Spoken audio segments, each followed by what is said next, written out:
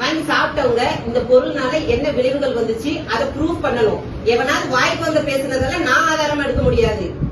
எனக்கு 1000 எதிரி இருப்பான், அவன் ஒரு வாய்க்கு வந்ததெல்லாம் பேசிட்டு இருப்பான், அதெல்லாம் நான் ஆதாரமா எடுக்க முடியாது. எங்க வீட்டுல வந்துட்டு இப்படி சவுண்ட் வைஸா பேசுனா நீங்க அவ்வளவு தப்பு பண்ணிருக்கீங்க. எங்க வீட்டுல வந்து பேசுறாங்க. என்ன பேசுறாங்க உட்காருங்க. என்ன பண்றீங்க? போன் பண்ணி சொல்றதுக்கு நான் வைக்க முடியுமா? வீட்டுல வந்து என்ன